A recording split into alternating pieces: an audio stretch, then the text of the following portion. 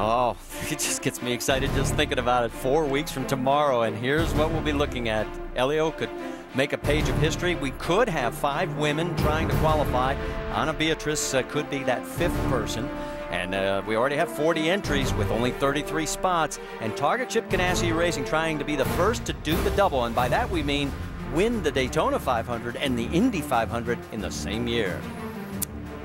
And they have a great start leading here as far as taking momentum. Remember, they did not come out of the road course series here. The first 4 races, they were both tied for 5th, that being Scott Dixon and Dario Franchitti. Right now, there is Scott's wife, Emma.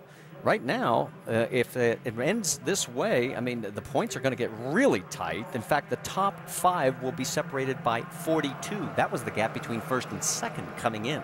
Well, and you talk about the points and the points championship, but when a driver goes to Indianapolis and a team goes to Indianapolis, you really don't think about points. All you're thinking about is your likeness on the Borg-Warner Trophy. And for all the drivers there, you're not really as conservative thinking about points throughout the race. It's a take all and go home, because you want to make sure you are going home with the trophy and the check that goes along with it. So for all the drivers, it's going to be an issue where qualifying is going to be exciting, Marty, because of the new format. The top 9 are going to go to a special format at the end of the day and re-qualify to see who takes the pole and the cash that goes with it. And I think that everything that's looking forward towards here is going to be excellent. Well, we look back from Dixon, Castroneves, Franchitti, the top 3, and there is Tony Kanaan. Let's get more from Vince Welch. Well, Tony Kanaan has 13 overtake options left here in the final 15 laps. Here's a little bit of strategy from Kanaan on what he looks to do in this restart. Is that where you want your rear bar? Yes, sir. Yes. On the outside. Then I'll be back. I'm playing Michael style. A lot of grip, and then I'll take it off a little bit. And one of the things that TK was hoping that he would get a little help from the car in front of him on this restart. Doesn't indicate that he's going to get it, though, as the spotters went up and down. And there are not many people wanting to work with TK, and he said, well, just tell him what comes around goes around. We'll see what happens. All right, Vince, and here's the big key. If you are going to get to Scott Dixon, you better get him now on the restart, because as the run gets longer, he has proven his car is stronger than everybody else's. And with only 15 laps left to go, it's going to have to be on your tail to be able to get an opportunity with that. That doesn't look to be the case, because the lap cars that are in between Dixon and then Castroneves being in 2nd, and then Franchitti and Kanaan. Now there are some lap vehicles. You heard Dixon's radio. And we're back to green flag racing with now 14 laps remaining here at Kansas. Oh, and a crash right as we go back to green flag. Oh, and Takuma Sato is in it again with Hideki Muto. Unfortunately for Sato, that's been the story of his season. He has looked good, and then all of a sudden something will happen. They'll have a mechanical, a crash, and again. And Marty, we just finished talking about taking the momentum into Indianapolis and coming out of here with a good run, a solid run, especially for Sato, who does not had any oval experience with the exception of here this weekend. And this really puts a bit of a damper on that. Rick, what are you hearing down in pit lane? Well, the first thing I heard was Hideki Muto saying, sorry, guys, sorry. But his spotter said, look, it's not your fault. Sato was moving. You didn't know about it. As a result, the two of them got in it together. So frustrating for this team. They had done such a great job of positioning him. What they had talked about him during the yellow was really more about how to get around the lap traffic. Yeah, they were worried about Tony Kanaan, but they were more concerned about watching for that lap traffic. What they weren't concerned about was Sato, and obviously that's come to bite him. But once again, the very first words out of Hideki Muto's mouth was, sorry, guys, sorry. And they were both running in the top 10. Let's go back and see the replay. And they'll just drive right into our frame. Look to the right side of your screen. Remember, on a restart, you can go ahead and pass at any time, and there's just too much congestion going there, going out of turn 4. And it looks like Hideki Muto just made a move as Simona was coming up on the low side of him, and he just made a move to the right, probably did not see Sato was there, and turned around and ended up pinching him up into the wall. So the two will make the mandatory trip to the infield care center, but both climbed out of their cars under their own power. And so now what this means is that even a few more laps have dwindled by for all those hoping to get a shot at Scott Dixon. This is our 4th caution of the day. And you can see on the top of your screen, we are down to 13 laps remaining. Interesting on that restart, I was watching, and even Dixon pushed the pass, and just to get a little bit more horsepower, even though he had some lap cars behind him, he certainly knows that getting out in front and getting some distance between him and the car behind him, whether it's lapped or what have you, is going to be very important. Let's talk a little bit about one of the things we mentioned at the beginning of the broadcast. Target Ganassi Racing did not look all that impressive coming out of the first 4 races, and this was a turnaround for them. Here you are with Scott Dixon. If he leads the rest of this race, I mean, he's already led 155 laps, and you want to talk about a team's domination at a track. Since 2006, Chip Ganassi cars will have led 740 of the 1,000 laps if it stays this way to the finish.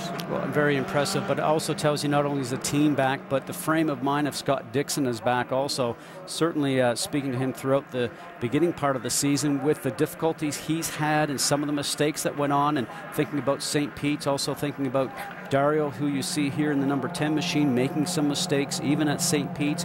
You do that when you're not getting the results that you expect and that you expect to have out of your team, because when you drive for the top teams, there is a lot of pressure to perform and give results, and those guys felt it. Let's quickly get some update on the strategy. Jamie, you're with Mike Hull. Yes, he's race strategist for your leader, Scott Dixon. All right, Mike, he has 18 push-to-passes left. We're going to have this next restart. What is the strategy? Does he use them right away on this restart? Yeah, you know, well, we don't need him for 18 laps, obviously. I don't know. We've just raced good all day. He's had a good car all day. Certainly, he's going to use what he has left. It doesn't really affect the fuel mileage, and it's odd. We had all these long green runs, and here at the end of the race, now all of a sudden it's like Yellow City. But we'll just get to the end today with Scott in the target car. We're doing good. How does it feel to be back up front for the first time this year? Well, you know, we know we can race at the front, and we're racing against a lot of quality people here. And I don't think there's any surprises that the field is competitive. This is a competitive series, and we just wanted to come away from here with momentum going toward Indy, because for us the Indy 500 is very important. So Scott's done a great job today, and for that matter, so is Scott, or so is Dario in the Suave car. So we're doing good. Thanks, Mike. Let's go over and check in with Vince. Well, Tony Kanaan is 4th on the grid, but he's about 15th in line. Michael, are you going to get any help with those guys in front of him up there on the spotter stand? Yeah, right. We would like to think so, but you know, they're running their own race too. But you know, two cars behind Dario. If he gets a good start like he did on that one, you never know. Tony mentioned before the race they didn't have the speed and he was quite downhearted about the fact that they didn't feel like he was going to have much of a car today. How has he managed to keep this one in the top 5? Just keeping the track position. I think we've done a good job in the pits, and he's done a good job on the track, staying with the guys up front. And you know, I feel pretty good about what's going on here, because there's a lot of cars now, a lot of traffic. So we'll see how Dario's car is in traffic. If it's not great, we might have a shot. Yeah, because TK's car, guys, has been very good in traffic today. Yes, it has. And because of the 2 cautions now, remember a lot of teams had made stops under green. We now only have 6 cars on the lead lap. It'll be Dixon, Castroneves, Franchitti, Kanaan, Ryan Hunter-Ray. What a run for him today. And Ryan Briscoe, your top 6, the only 6 in the lead lap. Here's our Firestone lap leaders. We mentioned the fact Scott Dixon has been in control. The only time he's been vulnerable has been on the short run. And laps are winding down as we'll have 9 to go next time by. Jamie Little. Well, Chip Ganassi sitting up here for Dario Franchitti, calling the race here.